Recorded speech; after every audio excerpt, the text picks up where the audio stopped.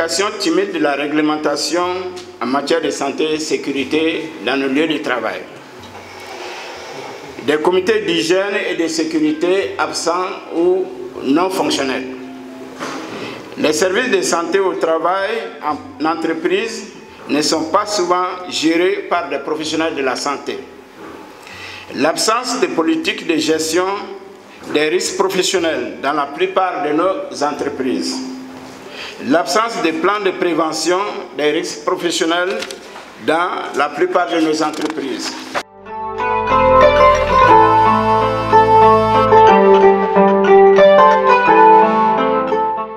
Il fallait, à la lumière de toute l'expérience vécue, qu'on se dote d'un outil qui nous permette de mieux surveiller l'évolution de ces risques professionnels. Parce que ces risques touchent au cœur du monde du travail. Quand un travailleur est touché, ça veut dire que c'est toute l'économie qui est touchée. Parce que le travailleur, normalement, il est censé venir sain au travail et retourner sain à la maison. Mais dès lors qu'il subit un sinistre, c'est toute la société qui en pâtit parce que ça va jaillir sur l'économie de toute la société.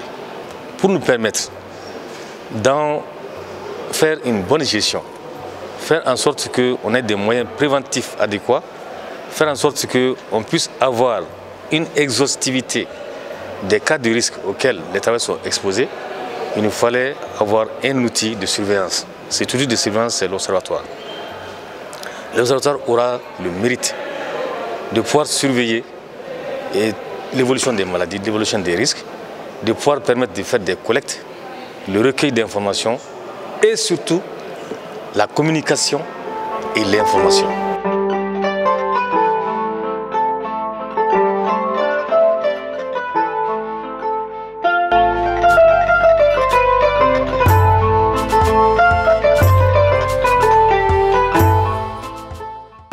La Direction générale de l'INPS vient de prouver une fois de plus son sens de l'anticipation et son engagement à faire face aux problèmes de santé et de sécurité au travail. Nous assistons aujourd'hui à l'émergence de nouvelles formes de souffrance au travail, notamment les agressions, les suicides, les troubles cognitifs, les troubles musculo-squelettiques sans rapport avec le port de charges lourdes ou de traumatismes, l'automédication, la peur, la menace, la précarité, etc.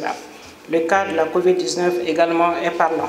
Je voudrais exprimer au nom des plus hautes autorités les encouragements et félicitations pour l'organisation de cet atelier qui cadre avec la vision du chef de l'État président de la transition, son Excellence le colonel Assimi Goïta, à savoir mettre le bien-être de l'être humain au centre de nos actions.